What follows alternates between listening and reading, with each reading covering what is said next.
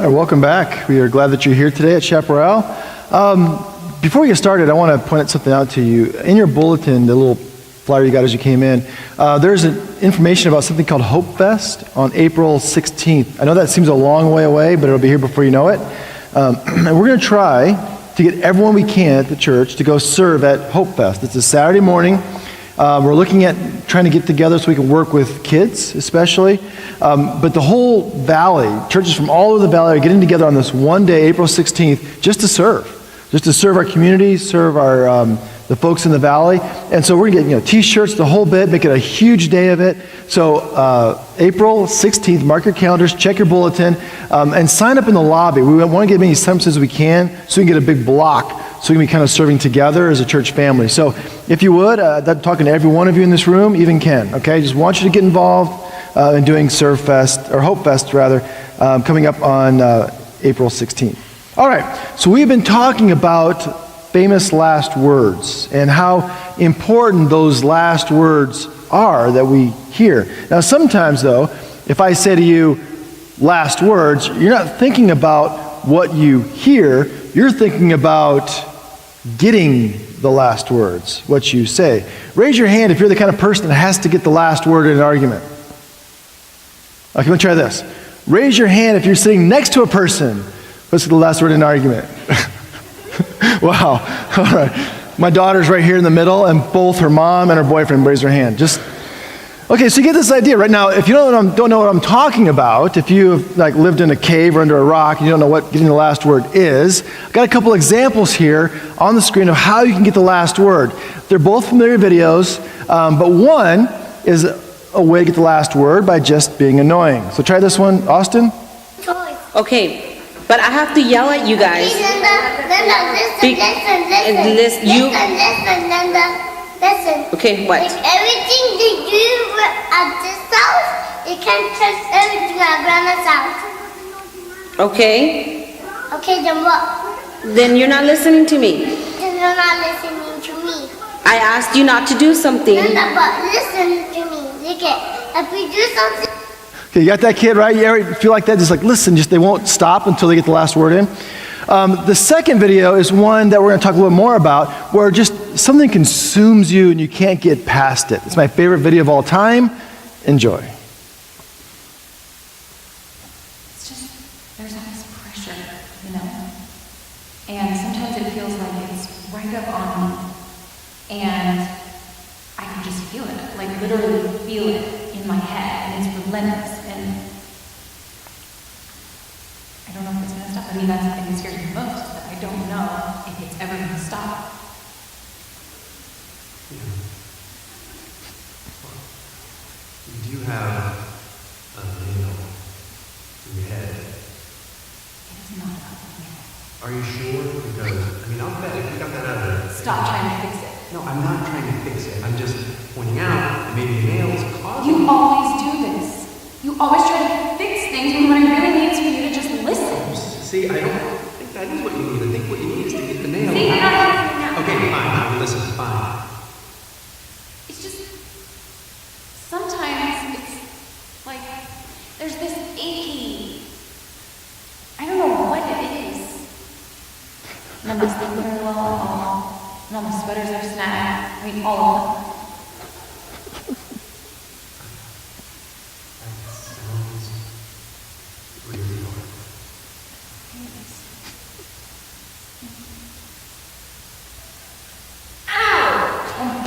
If you would just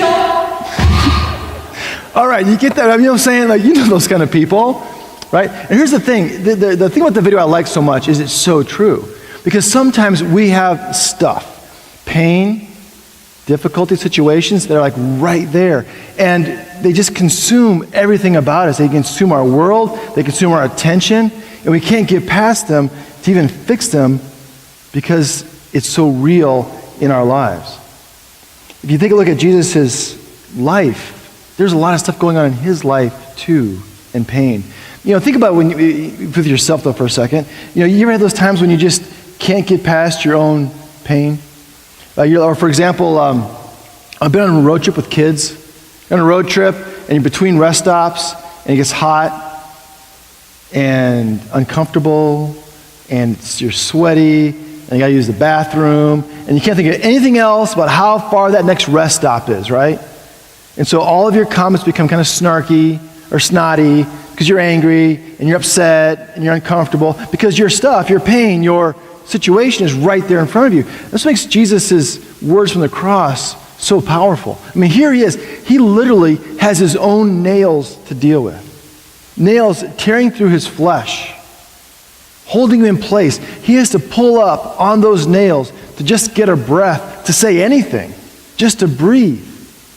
And yet, in his own physical pain, emotional pain, spiritual pain, his heart's breaking, he still gives words that are gracious and kind.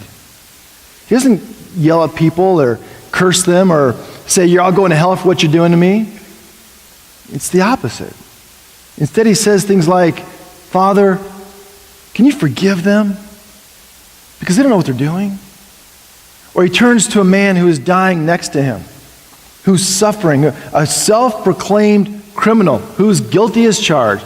He turns to that guy and he hears this man say to him this very simple prayer, remember me. Remember me, Jesus. And Jesus says, yeah, I will. In fact, today, you'll be with me in paradise. You're going to be with me. And offers words of comfort and hope and a future to this guy who's dying next to him. Well, today we're going to get to the third word that Jesus speaks from the cross. And again, like the first two, he's going to speak to somebody else. He's going to say something dealing with someone around him. In this case, it's his mom, his mother. In John 19:25, it says, meanwhile, standing near the cross of Jesus were his mother and his mother's sister, Mary the wife of Clopas, and Mary Magdalene.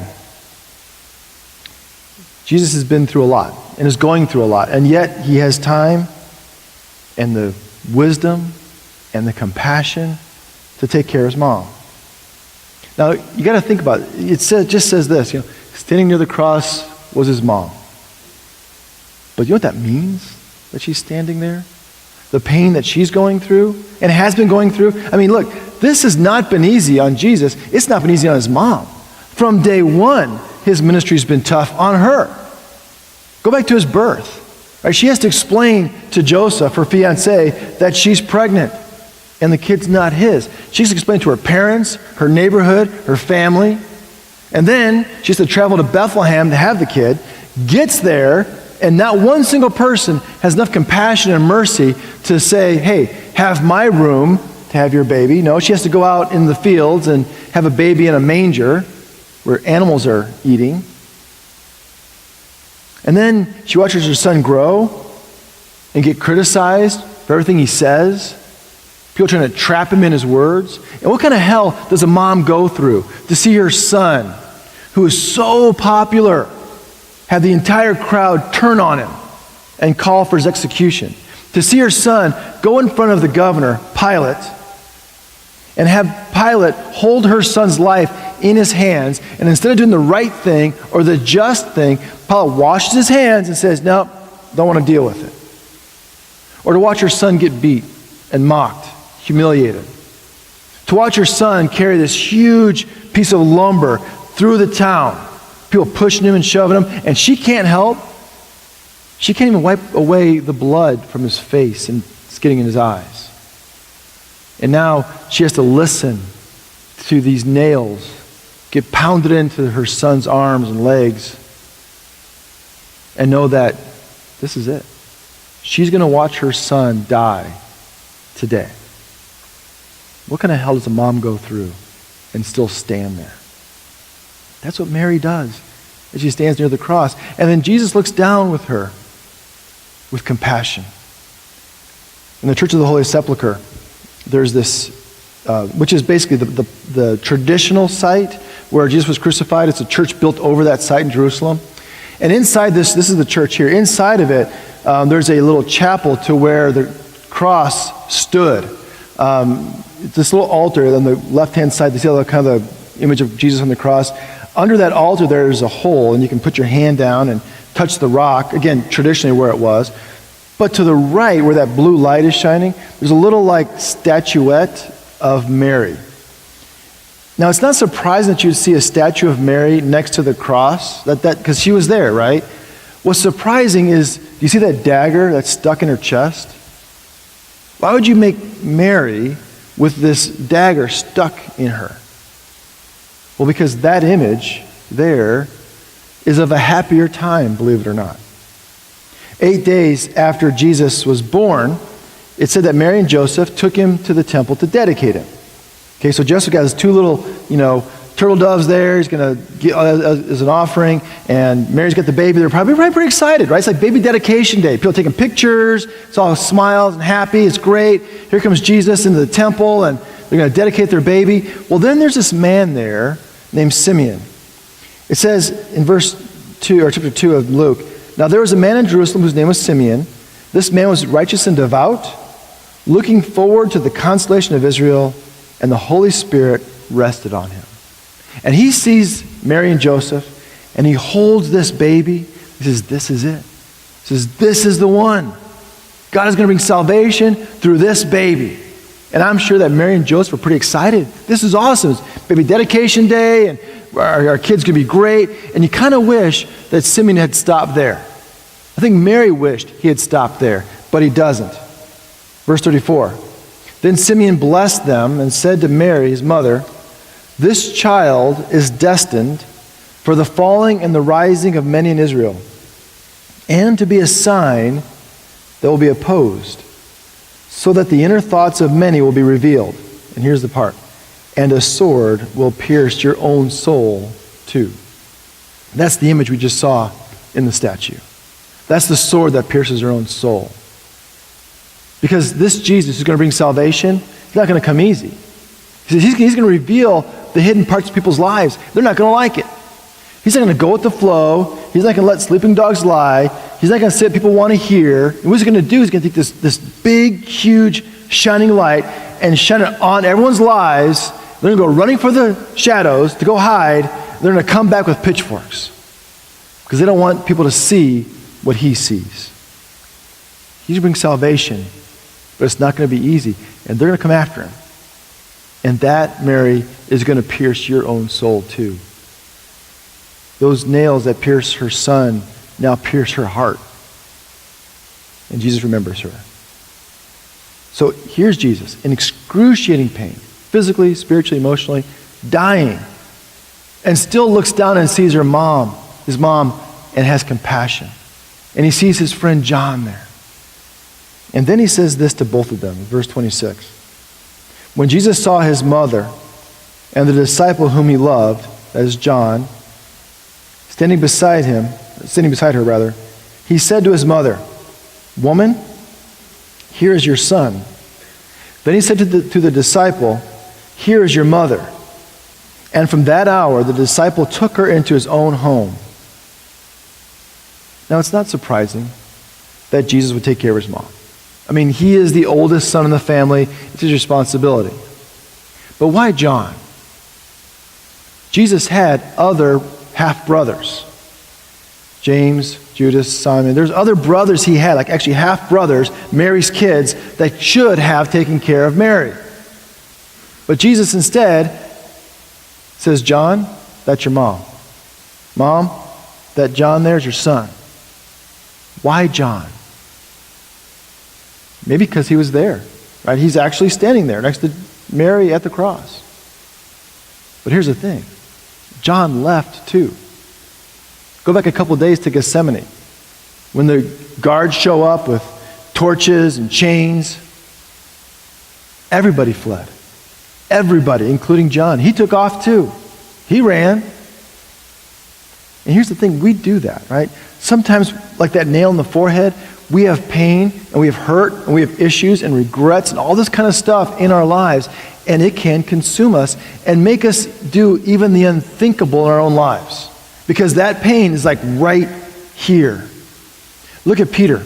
Peter said, "Man, Jesus, I will never leave you. I will never betray you. I'm your guy." A couple hours later, guards show up, torches and chains. Where's Peter? Boom, gone. He kind of falls behind Jesus a little bit at a distance, trying to keep his distance. And someone says, aren't you that guy with Jesus? He's like, shh, I don't know who he is. Don't know him. Never heard of him. We do that when our fear and our pain gets in the way.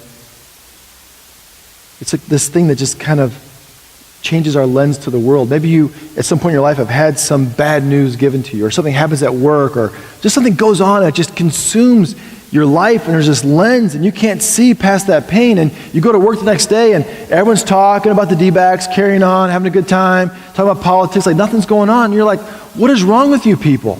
Can't you see my world and how much I'm hurting? How life has changed completely because of what's gone on? And you get angry. Because that pain, that situation, that stuff that you've got going on changes how you see the world and pushes all other voices to the side. But John came back. We don't know why he came back. We don't know what motivated him. But somehow, at some point, between that pain and fear of Gethsemane, John decided to come back to his friend. He decided to put aside his pain, look past it, and stand there beside Jesus' mother Mary at the foot of the cross. Maybe that's why Jesus chose John. Not because he was courageous, but because he overcame his own stuff. He didn't let pain and fear and regret consume him. Because here's the thing, folks. Everybody has stuff. People in your family, people at work, anyone you meet. That guy who is in front of you on Shea doing 20 and a 40, that guy has got stuff. That guy who's in front of you at the coffee shop who's trying to order 14 drinks for the office and they're all special orders, that guy has pain in their life. Everybody has pain and difficulty. And so do you, and so do I. But the difference is, can you look past your own pain to see the pain of others? Do you have what it takes to look past your own pain, like John did, and see the pain of someone else? That's what John did. That's why he's there. He looked past his pain and said, I need to go back to my friend. And he goes back to stand next to Jesus. That's what Jesus did. Looks past his own pain and says, Father, forgive them. Today you'll be with me. Mary, here's your son. He forgives a friend, John, who returns, who had left him but came back. I think what Jesus is doing here on this Good Friday, this beneath the cross thing, he's making a family. I mean, like literally making a new family. Right? He says to John, John, there's your mom. Mom, there's your son. He's making this thing we call church. Right? I mean, yeah, it's a family. We call it church, but it's a family. That's why he uses this kind of language. In fact, before this, back in his ministry, there was a day when his mom and brothers came looking for him, and he was teaching a big crowd of people. And they said, hey, Jesus, your mom and your brothers are out there and they want to talk to you. And look what he says in Matthew 12. He says, who is my mother and who are my brothers? And pointing to his disciples, he said, here are my mother and my brothers. For whoever does the will of my Father in heaven is my brother and sister and mother. And that includes those who are messed up, who have their own pain, their own fear, their own regrets, all that stuff, and they don't let it consume them. Jesus is looking at the foot of the cross, and he sees a new family and says, you know what? You need to take care of each other. And he says the same thing to us today. Look, Christians don't love each other because we're all a bunch of happy-go-lucky people. We love each other because we follow a Messiah who hung on a cross and said, you're family now. You don't have to go it alone. You don't have to deal with your own pain by yourself. You have a family and you have me. I think that's one of the keys to learning to live like Jesus, if you ask me. Anyone can be like Jesus when things are going great. Right? Things are going great, it's a sunny day, it's 70 outside, the Cubs are winning, you're just smiling and the coffee's good and you're singing praise songs on the way to work and you love your neighbor today. It's just great. That's one thing. It's something very different. And here's the test. what it means to follow Jesus. The test is when you're in pain, when you're hurting, when you're tempted to turn inward, can you still love like Jesus and care about the others in their pain, with their hurts and their stuff? If the church is going to continue to thrive and survive into the next millennium, it's going to be because people learn to move past their own pain. Paul said this in Philippians, do nothing. Say it again, do nothing from selfish ambition or conceit, but in humility regard others as better than yourselves. That's hard. In humility regard others as better than yourself. Look, each of you, not to your own interests, but to the interests of others. That's what we're called and empowered by God to do. To see past our pain and consider the interests in the pain of others. That is what makes relationships work. I don't care if it's a marriage, a friendship, work relationship. Relationships work because we can see past our needs and our concerns and our interests to the interests of others. And learning how to do that. If we don't learn how to do that, if we can't learn to look past our stuff to help somebody else, every relationship we have will be conditional. If we could only have good relationships when we're good, when I'm happy and I'm good, we're good, and that only happens when I'm good, then by definition, our relationships will always be circumstantial, based on my circumstances. Jesus is calling us and saying, look, you need to look past your stuff, yourself, your pain, like Jesus did, like John did. How do we do that? Well, just two things. It's really super simple to do it. It's hard to do, but it's simple. Two things. Number one, remember everybody has a burden. Everybody. Don't forget that. Don't forget that when you get frustrated and angry and you're in a hurry and you're trying to get something done and there's someone in your way, they've got a burden too. Is it easy? No. You'll probably leave here today and run to this one probably 10 times before you get home. But remember, everybody has a burden. It's tough, but remember. Second thing is this. Someone is going to have to decide to be the one to show love. And today, that will be me. Today, someone has to decide. It's a choice, not a feeling, not an emotional thing.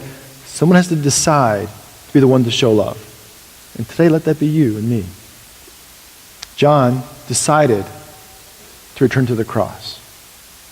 Jesus decided to forgive. He decided to show compassion. He decided to take care of his mom. He decided to make a new family based on people who began to see beyond their own stuff, like John and Mary. Homes and relationships don't get better when there's no pain. Because guess what? That's never going to happen. Your families, relationships will always, always, always, always have pain. The key is how we deal with it, how we decide to handle it. Can we humble ourselves to see past our own stuff, take care of someone else and their needs and their interests? There's a magazine back in 1996 that had a contest, just a simple contest. Tell us the secret to a happy marriage. 12,000 people responded to this contest. And the winners were a Christian couple from Talladega, Alabama. And the advice they give for a solid marriage, I think, fits in with exactly what Paul is saying, what Jesus is saying here. And I think it's good for all relationships, not just a marriage, but for all relationships. Here's what they said in their response. We gave when we wanted to receive. We served when we wanted to feast. We shared when we wanted to keep. We listened when we wanted to talk. We submitted when we wanted to reign. We forgave when we wanted to remember. And we stayed when we wanted to leave. They looked past their pain to see somebody else. So today, someone is going to have to decide to be the one who shows love. today, someone will have to decide to show love. May that person be you and me. Let's pray together.